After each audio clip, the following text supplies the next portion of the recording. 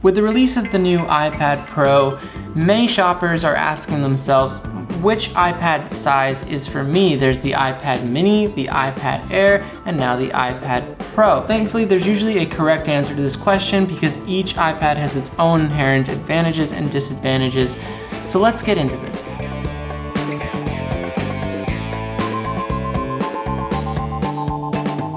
So let's start with the iPad mini, specifically the iPad mini 4. Now the first thing that should rule out this size of the iPad is if you have one of these. There simply isn't a big enough size disparity between these two devices to warrant owning both, in my opinion. If you have the bigger phone, my advice is to take a look at the bigger iPads. But if you are going to look at the iPad mini, there are a few advantages to be aware of. For one, it actually has a sharper screen than its bigger brothers. By that, I mean it has a higher pixel density. Now, obviously it has a smaller screen, which is going to be a problem for some, but it also has more pixels per inch. The other advantage is the obvious one. It's smaller, and that means you can carry it with you more easily. I can even fit this in my jacket pocket and take it with me, and that means I don't have to carry a bag.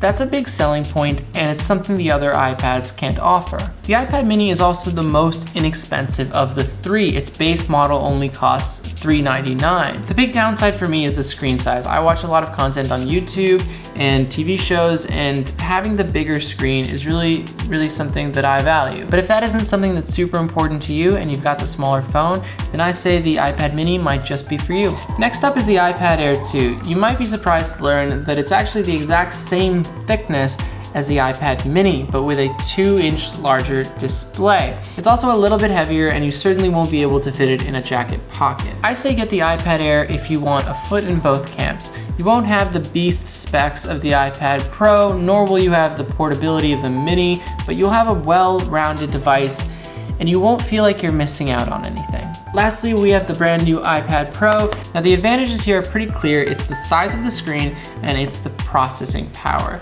If you want to be playing those 3D model games, if you want to be consuming lots of content with these 4 surround sound speakers, this might be for you. The downside though is the size. Consider what you're gonna be doing with this. Are you gonna be taking it with you everywhere? Maybe that's possible. This thing isn't as big as a house. You can fit it in a bag, but it certainly isn't as portable as the iPad Air or the iPad mini. The other disadvantage is the price. The base model is $799, and if you want cellular, you'll be paying over $1,000. That being said, if you want a premium device, this is the best iPad. It's the most screen real estate, it's the most processing power. In my opinion, this is the winner if money is no factor. If you're big on media consumption and you're okay with paying more than you would for some laptops, then this might be the iPad for you. It's actually been a bit difficult for me to transition back to my iPad Air after using the iPad Pro for only a week. But guys, I wanna hear what you think. What do you think is the best size iPad? And